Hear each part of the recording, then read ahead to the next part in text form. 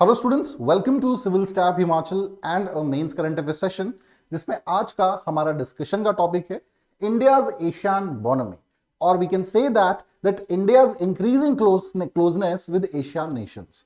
वैसे तो 1991 के बाद से ही हमारी एशियन के नेशंस के साथ क्लोजनेस बढ़ी है, but in order to implement more effectively the Act East policy, we need to become more close with Asian nations.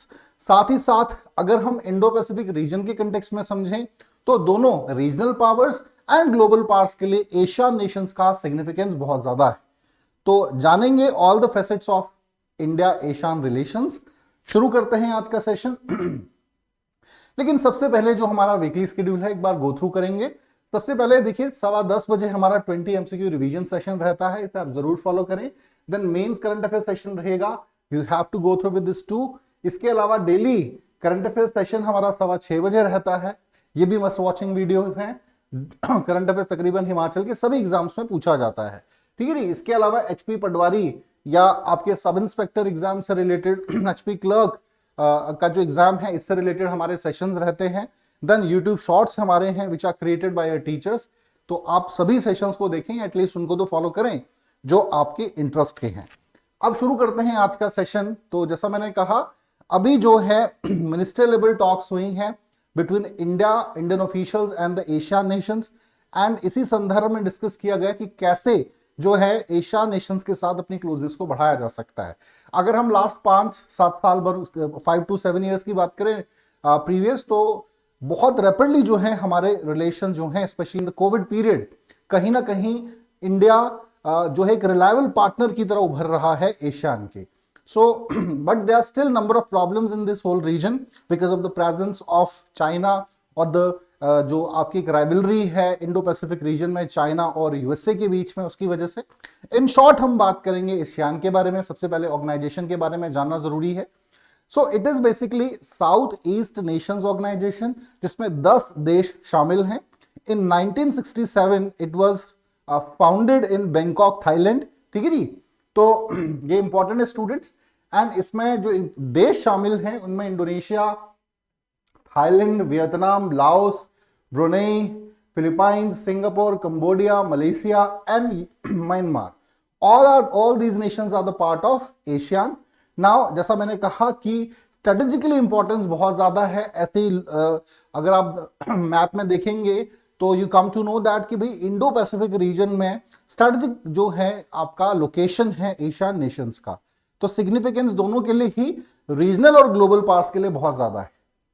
चलें, ये देखिए आप मैप में देख सकते हैं, ये सारा जो रीजन है it is basically Asian grouping Nations का रीजन, हम इसे कह देते हैं। चलें, अब जरा बात करेंगे area of cooperation between India and Asian.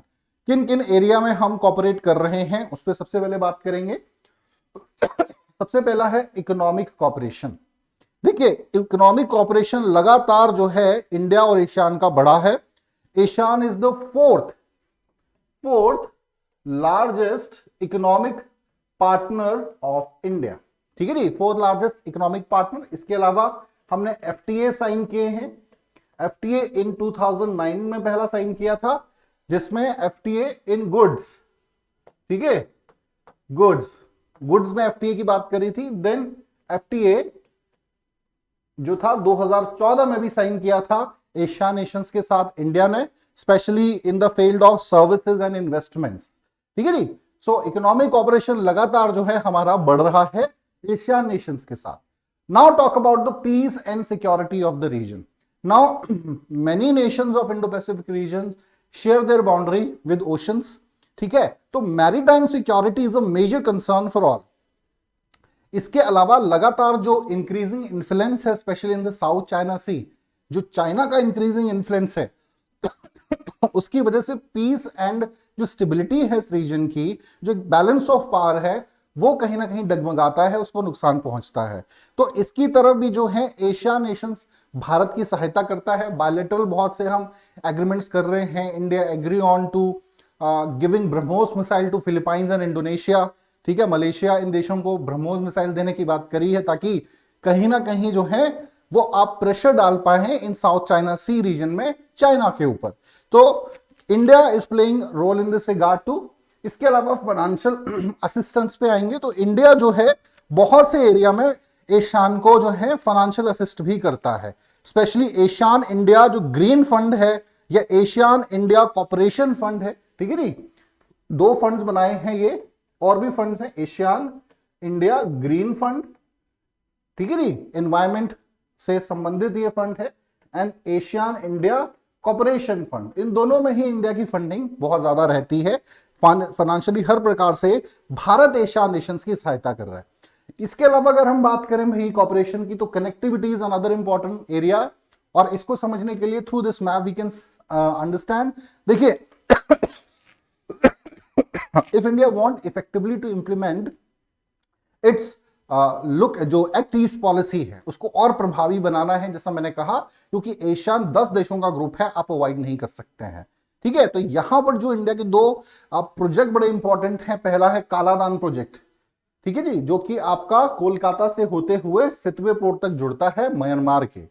इसमें शामिल किया जा सकता है फर्दर एशियन नेशंस को। इसके अलावा जो ट्राई जंक्शन एक हाईवे बन रहा है फ्रॉम नॉर्थ ईस्टर्न पार्ट है ना, म्यांमार से थाईलैंड तक ये जाएगा, तो इसमें भी फर्दर एशियन नेशंस की कनेक्टिविटी को बनाया जा सकता है। एंड ऑफ कोर्स एक कह लीजिए ट्रेड रूट जो है, हम ट्रेड कॉरिडोर यहां पे बिल्ड कर सकते हैं ताकि और इफेक्टिवली एशियन नेशंस के साथ अपने ट्रेड को बेटर कर पाए। चले, तो these are some of the important points which we need to keep in mind.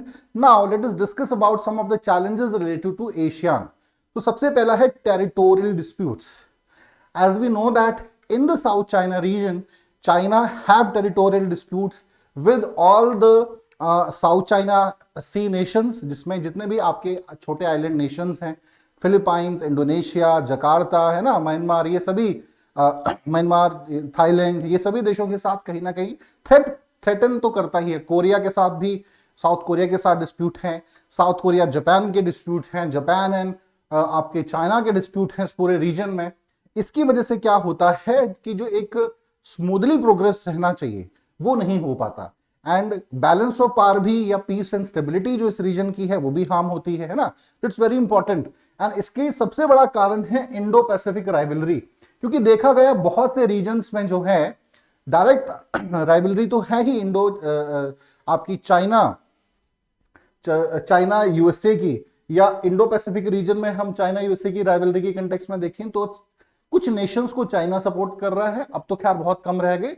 Maximum Nations को यहां पे आप देखेंगे कि भाई यूएसए बैक करता है, जैसे कोरिया है, ताइवान है, जापान है, ठीक है जी। इससे क्या होता है कि भाई एक टेंशन का माहौल हमेशा ही रहता है। लास्ट ईयर हमने देखा कि यूएसए ने अपनी शिप्स जो हैं साउथ चाइना सी तक एक ड्रिल की उन्होंने साउथ चाइना सी में, ठीक है। इससे क्या हुआ कि भाई वहां से भी रिस्पॉन्स आया चाइना की तरफ से। We have seen that many time कि भाई जो साउथ कोरिया का सी है ना, येलो सी है या कोरियन सी है, वहां पर भी एक्टिविटीज चाइनीज की एक्टिविटीज हम देखते हैं। Because of that tensions escalated on the borders. तो ये बहुत जरूरी है कि एक बैलेंस ऑफ पावर इस रीजन में रहे, बहुत बड़ा चैलेंज है, क्योंकि इंगेजमेंट अगर इन चीजों में रहेंगी तो हम ट्रेड इकोनॉमी को बढ़ावा नहीं दे पाएंगे, हम जो है टूरिज्म को बढ़ावा नहीं दे पाएंगे, हम स्टेबिलिटी की, पीस की बात कर रहे हैं वो मेंटेन नहीं रह पाएगा। यहाँ पे यूनाइटेड जो नेशन के लॉज हैं उनको कंप्लीटली फॉलो करना चाहिए। इसके अलावा अनस्टेबल जियो इकोनॉमिक भी इस पूरे रीजन की रही है, specially because of the tussle between USA and China, है ना। तो स्टेबलाइज यहाँ का रीजन नहीं है। There is always a sense of fear कि भाई कहीं ऐसी समस्या ना हो जाए कि जिसकी वजह से जो सप्लाई चेन रेजिलियंस है उसमें समस्या है, ठीक है ना। तो ये कुछ इश्यूज हैं इस पूरे रीजन में। अब मान के चलिए यूएसए जो है चाइना के साथ कुछ डायरेक्ट एंगेजमेंट हो जाती है, ताइवान में कुछ हो जाता है, ब्लॉकेड कर देता है, तो ट्रेड तो रुकेगा ना, ठीक है ना। पूरी डिपेंडेंसी जो है पूरे देशों की उसका नुकसान झेलने को मिलेगा, जैसा हमने अभी रशिया और यूक्रेन के कंटेक्स्ट में देखा है। मैनी यूरेशियन और European nation suffer because of the tussle between Ukraine and Russia, ठीक है जी।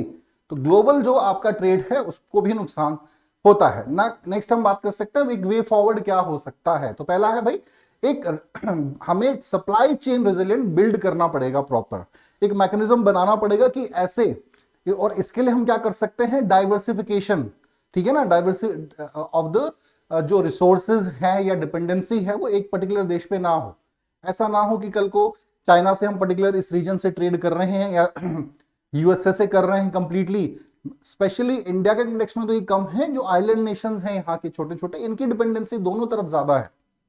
तो एक अच्छा मैनेजमेंट यहाँ पे रहना चाहिए। उस समय में कैसे किया जा सकता है, ठीक है ना, जैसे अभी हम देख रहे हैं भाई यूक्रेन और रशिया के कंटेक्स्ट में कि जो सप्लाई चेन रेजिलियंस की समस्या वहां पे, उसकी वजह से बड़ी समस्याएं हुई हैं कि नॉर्थ स्ट्रीम पाइपलाइन की जो गैस है ना, उस पे कमी की रशिया ने because of Russia Ukraine war, and maximum जो आपकी यूरोपियन नेशंस हैं वहां पे गैस प्राइसेस के हाइक हमें देखने को मिला है, ठीक है जी। तो these kind of things effect global economy. इसके अलावा मैरीटाइम सिक्योरिटी एक बहुत बड़ा कंसर्न है इस पूरे रीजन में, तो मिलकर काम करने की आवश्यकता है। रीजनल टूरिज्म को ज्यादा से ज्यादा प्रमोट बढ़ाने की जरूरत है, और कहीं ना कहीं हमें अपनी एक्ट ईस्ट पॉलिसी को और ज्यादा इफेक्टिवली लागू करने की आवश्यकता है। We need to unfolding the Act east policy of India. So I hope student आप अच्छे से इन टॉपिक्स को समझ पाए होंगे, ठीक है जी।